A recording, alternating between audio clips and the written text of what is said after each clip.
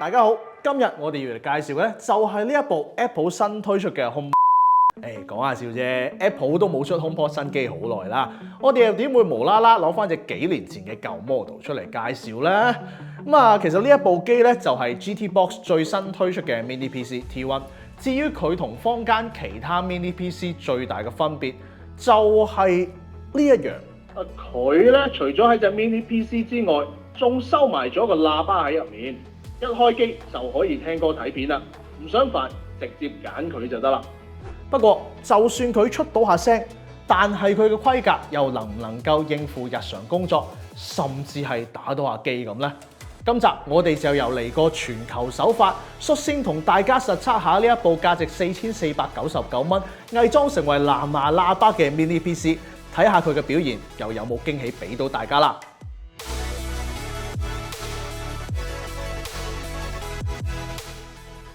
GTBox T1 個樣就似足 HomePod， 入面亦都內置咗兩個5W 輸出嘅喇叭，但係始終受限於機身空間啊，佢入面就擺唔到獨立嘅 subwoofer， 所以如果你期待會有嗰種揼心口嘅低音感，佢就一定俾唔到你噶啦。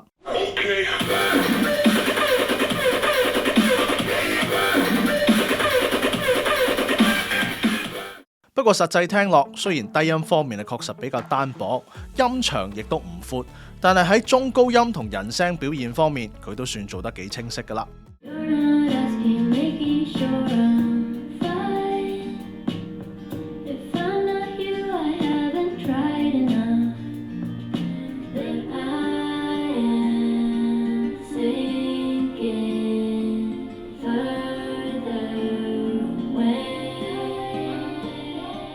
而且佢亦都非常夠響，平時用嚟睇下 YouTube、聽下 Podcast， 甚至係 Work from Home 開會都絕對夠做有餘，起碼好過一般電腦模內置嗰啲拆聲嘅喇叭先啦。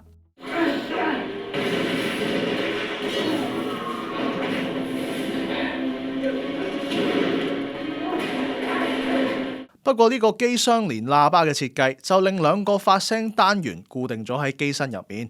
變相如果你將部機放埋一邊嘅話，官方標榜嘅立體聲效果就會大打折扣。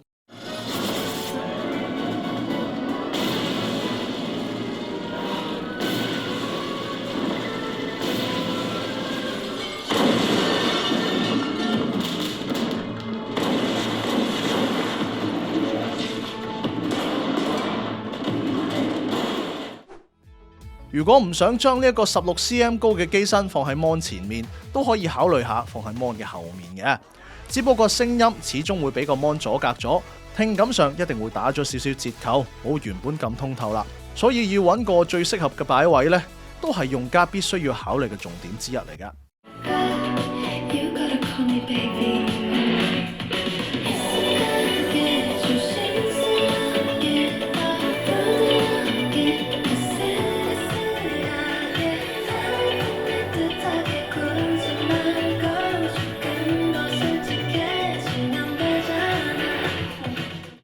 而除咗有聲出，其實佢仲內置收音咪嘅，呢一點對於成日要開 online meeting 嘅朋友嚟講，都真係超級方便啊！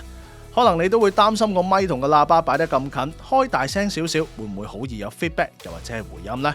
但係實測完之後，又真係完全冇事喎。咁啊，咩 gadgets 你係有留意開㗎？冇乜點睇到喎，但係我想問，我哋新年係咪會再做一條好似嗰啲開箱先嘅類型嘅片㗎？佢哋嗰邊聽唔聽到回音啊？係咪好清晰啊？你嗰邊都好清晰啊，非常之清晰啊！但係你講嘅嘢都聽得清楚嗰啲嘅，我都係啊嘛，係咪？你嗰邊聽翻？唔係清晰啊，完全冇雜音冇聲。哦，我仲以為佢個咪同埋個喇叭擺咁近會有 feedback 添，完全冇啲咁嘅事啊，非常之好。雖然音質就未去到 studio 級數，但用嚟應付啲 con call 應該都勝任有餘嘅。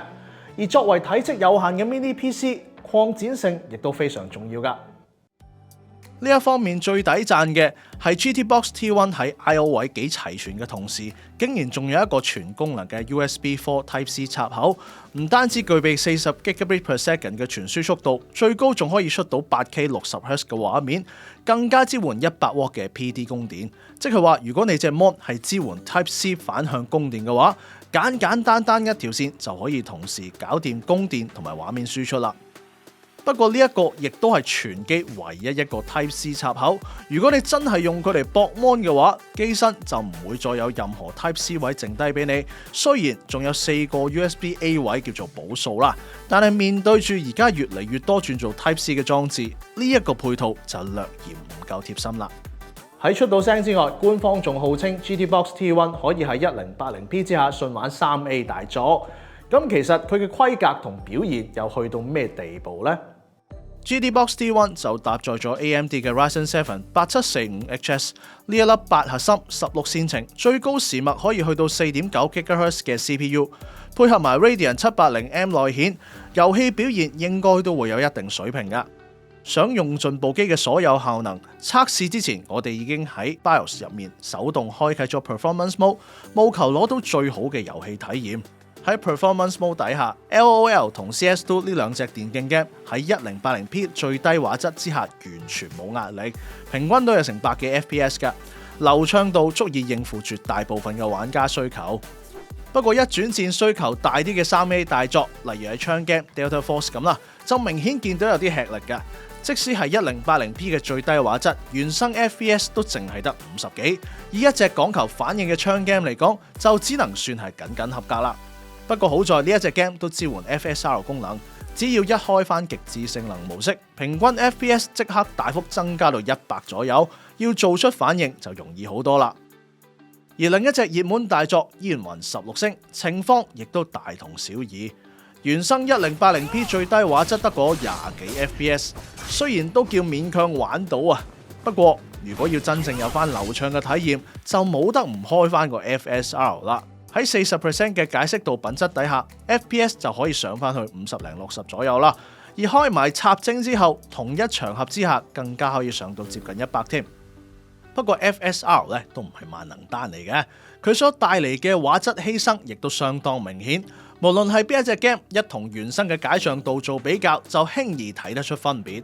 尤其係喺輪廓、頭髮等等嘅材質，甚至喺移動鏡頭嗰陣，人物素材更加出現斷裂或者係鬼影嘅情況。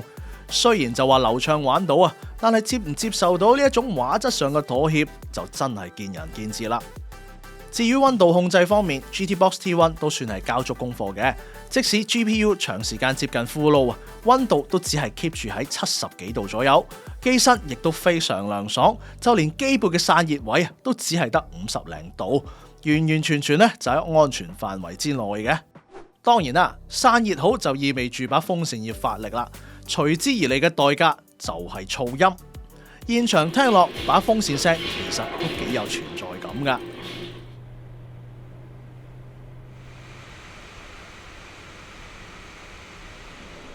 不過好在佢本身設計就係一隻喇叭，當你開住聲打機嗰陣咧，遊戲音效基本上已經遮咗大部分嘅風扇聲，而且當你專心打機嗰陣，好容易就會忽略咗呢啲喺背景嘅風扇聲啦。所以用起上嚟其實都唔算好大困擾嘅。唯一美中不足嘅位就係佢為咗遷就呢一個咁獨特嘅一體化設計 ，GTBox T1 就唔可以好似主流嘅 Mini PC 咁，隨時拆開嚟升級 RAM 同埋 SSD。呢一點可以話係佢靚仔背後嘅代價嚟啦。總括嚟講 ，GTBox T1 係一款定位好清晰嘅產品。如果你追求極致嘅 gaming 效能，佢就絕對唔係你要嘅嘢嚟㗎。但係如果你想揾一部又靚仔又慳位，同時又唔想煩駁喇叭、駁咪嘅 PC 嘅話， GTBox T1 就絕對係目前市面上最特別，亦都係最方便嘅選擇之一嚟啦。今次嘅介紹就嚟到呢度啦，唔知你哋又中唔中意呢一款內置喇叭咁嘅設計呢？